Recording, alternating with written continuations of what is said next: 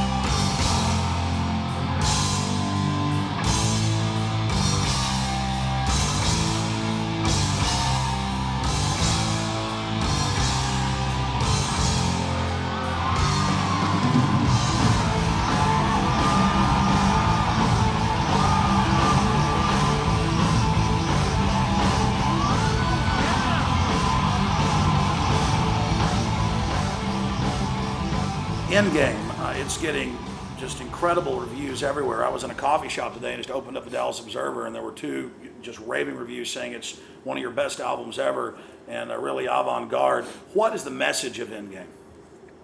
Well, a lot of people thought that was signifying the end of my career because, I've got issues with my skeletal matters and stuff like that, with headbanging and stuff. And with the way that the music business is right now, with the record companies finally getting what they deserve, it's interesting because the music industry is falling as quickly as what we're talking about. Watching again, it's corporate greed in America because it's all the big conglomerate record companies, and like for example, EMI is owned by Thorn, from what I know, and they make the Warhead. So there's a lot of weirdness with who owns the record labels and stuff like that. I love EMI, but I had no idea. I talked to Jello Biafra from the Dead Kennedys, and I asked him to do a side project with me, and he goes, "No way, man, you're on EMI. Those guys make bombs." And I was like, "What?" So I had no idea. And of course he told me that Oldsmobile made machine guns for the Nazis too and stuff like that, which totally tripped me out, but I had no idea. Well, pretty much everything in one way or another is a subsidiary of the military-industrial complex. It's been like that since the days of Eisenhower. So as long as the message is getting out, I think that's actually to the anger of the establishment. So. Well, I had a guy from the UN actually call me up. If you could, well, not call me up, but he said something about United Abominations, and this shows you how pea-brained this guy was. At the very end, after he tried to discredit me, he says, "Besides, I'm a Metallica fan anyways." And I thought, what a twat, because I am part Metallica, so what are you saying? That's like going up to somebody who's mulatto and saying they don't have white or black in them, I am part Metallica, so for him to say that, it just shows you why most of the people up there don't know what they're doing, because, you have people that are representing stuff, saying childish things like that. That's sandbox mentality, you know what I mean?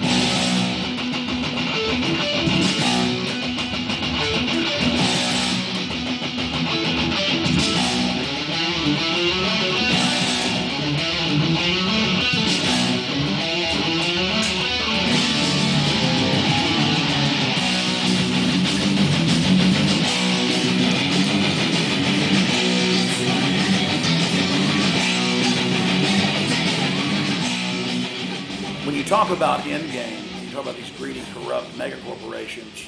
From your own research, what do you believe their endgame is? Well, I believe it's the same thing you and I both believe. Me as a Christian, I believe that it's one world government, one world currency, and it's part of my belief. I said so in Holy Wars. It's part of the master plan. It's what I believe. I ascribe to that when I became a Christian. I know that there's going to be a cataclysmic ramping up of all of these things that we're seeing right now, and it gets worse and it gets worse and it gets worse, and we're watching our country disintegrate right now, and it's scary. When I start thinking that I'm going to be moving with Sean Drover back up to Canada, that's scary. You know, and that's what Endgame is all about. It's about educating our fans and showing them a little bit about what's going on within the previous administration, and you know, things haven't changed at all, and it's just more of this whole people being run by the people who have the money.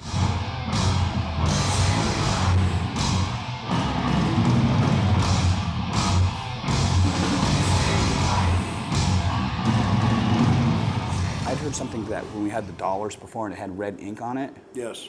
Tell me that story. I'd heard that was Kennedy was supposed to. No, that's true. He was going to get rid of the Federal Reserve, and he made the money with red ink, and that's part of like.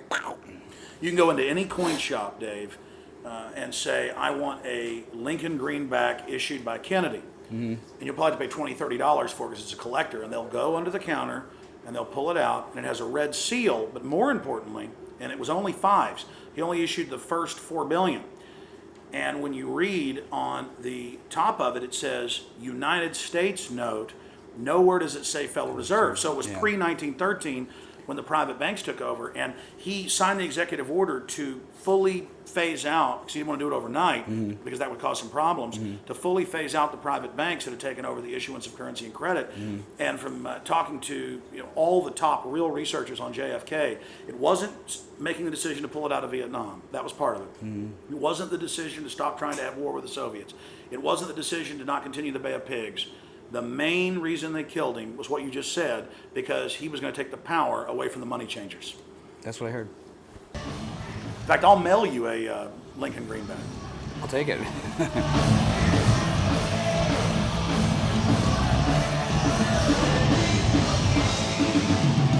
That's when he got Lincoln killed. The Rothschilds and others came to him and said, we'll loan you money at 30% interest to fight the war, which they were financing in the South for the British to destabilize the country. This is all in mainline history, but not popularly taught. And he said, no way, I'll just start issuing our own money again. And so as soon as the war ended, they killed him over that again. So that's why it's called the Lincoln greenback, because that was the last time since Andrew Jackson that money'd been issued, so he didn't have to go get a law passed. Kennedy could say, well, as president, I can reissue any currency that's already been out there. And that got him killed. But I don't want to sit here and give a history lesson. But no, that's good, because right. it'll probably end up in a song. You heard it here first. Wow.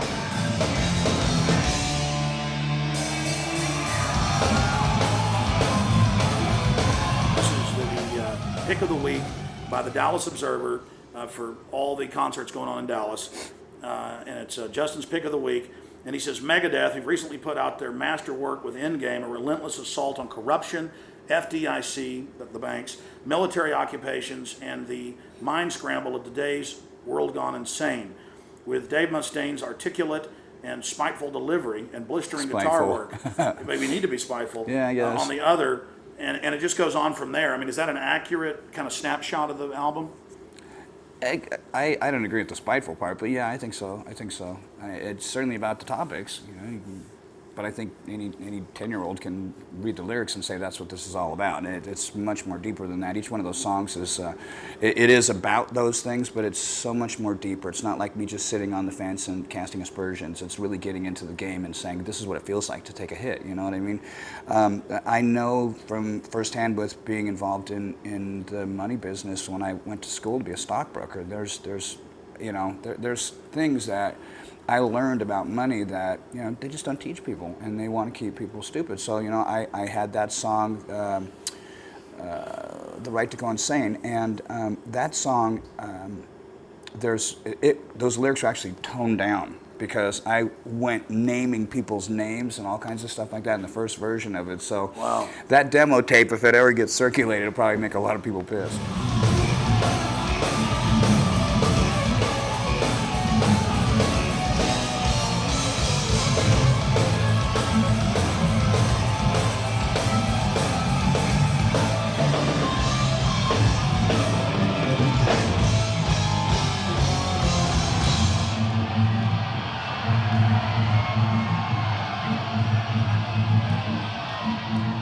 This is how we figure the songs out while we're here. When we do something like this, we get the song in pieces. Like, this is the rhythm track. So I have to learn it again because last time I played it was in the studio. And then get like the solos.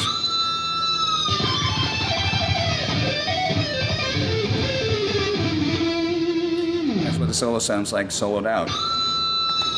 Another solo.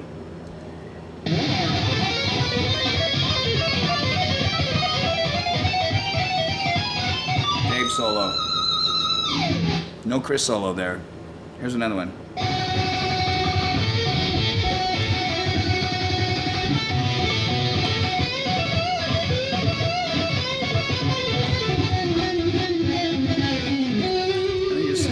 Keep going back and forth over it until you figure it out. So, and then the whole thing sounds like this.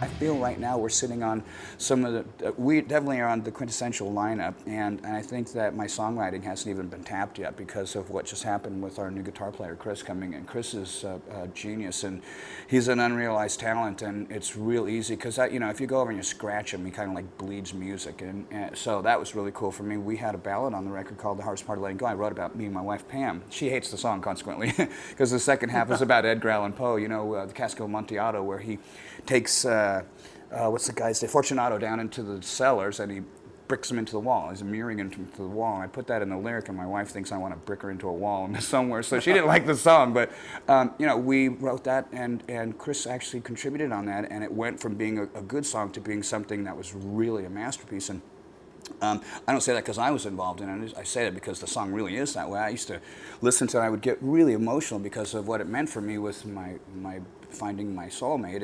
and as soon as she said she didn't like it, I couldn't stand hearing it anymore. So I gotten over that, and I like listening to it again. But you know, to know that we have this potential as a guitar team, and that we can get into some really mind-blowing stuff. Because when Chris came in, you know, a lot of the stuff was already written. We haven't had a chance to really explore what all his talents are yet.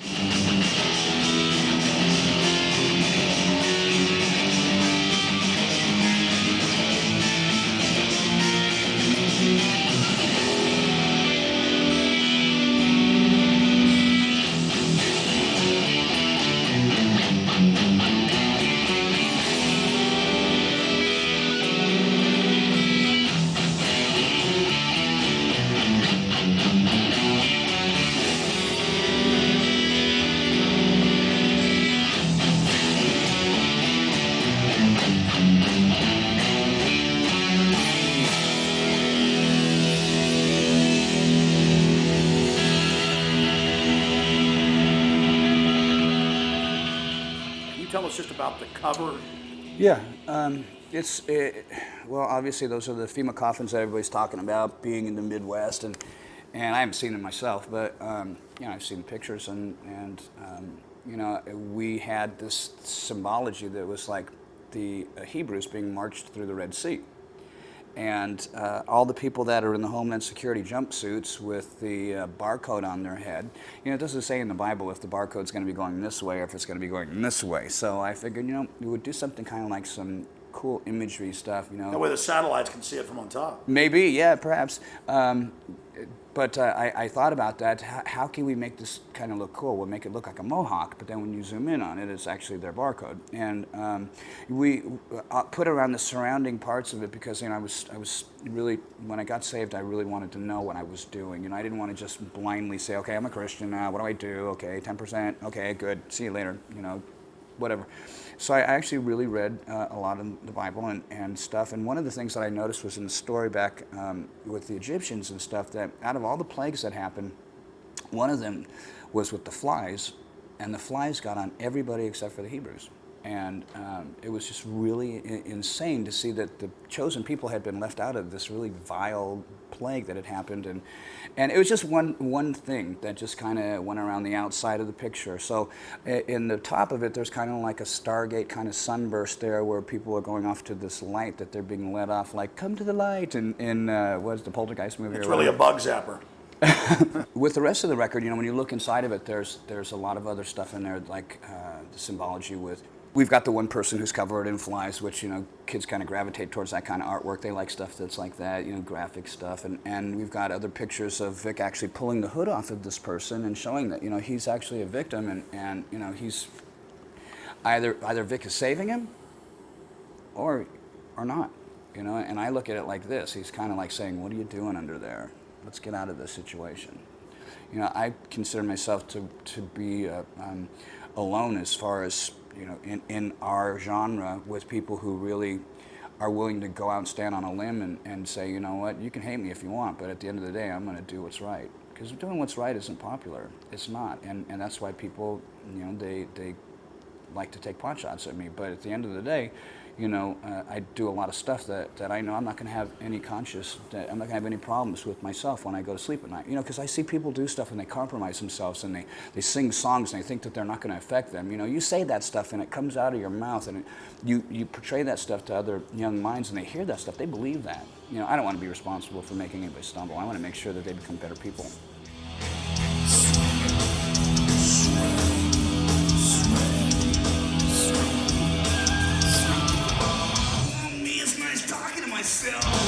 All credit to the mission. Someday you too will know my pain. That smile is black tooth grin. My wall inside my head. Take a death, I'll be dead. The icy fingers claw your back. Here I come.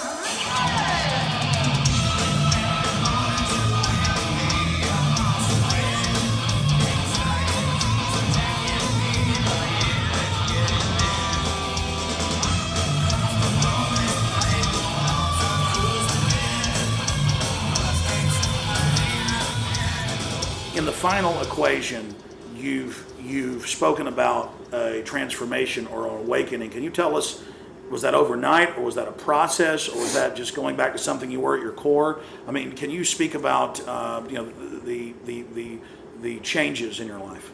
Yeah, it was pretty simple. I've always believed in God. That's why, you know, the first line of Peace Sells, but who's buying says, what do you mean I don't believe in God? I talk to him every day, you know. When I was a kid, I was baptized as a Lutheran when I was 4, and my mom had become a Jehovah's Witness when I was 7, and that just totally ruined my life. And then by the time I turned 15, I was so full of bitterness and just hatred for organized religion that I got into black magic and went down the route of the occult. And although I didn't pursue being a Satanist, you know, I was very much agnostic and probably more atheist than I was anything, because I just didn't want to believe anymore because I was so spiritually abused. So when the time came when my arm had gotten destroyed in 2002, I had that terrible nerve damage to this hand, and oddly it was this one.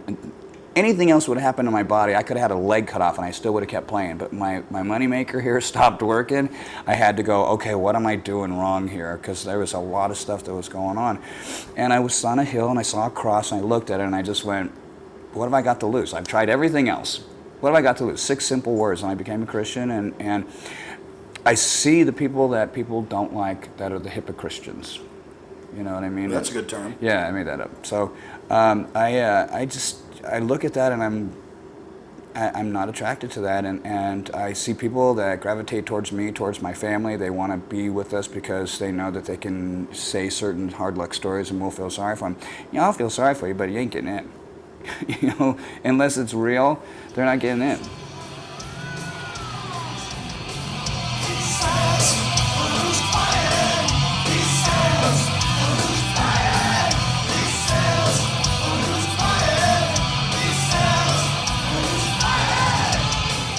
Megadeth Radio is non-stop heavy metal, 24 hours a day, 7 days a week, and except for the Halloween show we put on and the Christmas music we're going to be adding towards around Christmas time, it's just standard heavy metal classics that I like. A couple of zingers, weird stuff like, you know, B.B. King and Muddy Waters and some old stuff like that, like Stevie Ray Vaughan and some of the blues that inspired me, and then some of the older stuff that I liked as a kid growing up, Elton John, Led Zeppelin, the Beatles and stuff like that. But you know, you'll also see bands like Gore there, and that's not one of my favorite bands. I don't like them at all. But you know, the other guys in the band do. You know, there are bands that the other guys have picked that they like, and it's a Megadeth station. It's not a Dave Mustaine station. Although, you know, I did a lot of the work in the beginning. We're all participating now, and I think you can tell because the playlist is so eclectic. You can listen to that all day long, and you'll discover all kinds of great new music.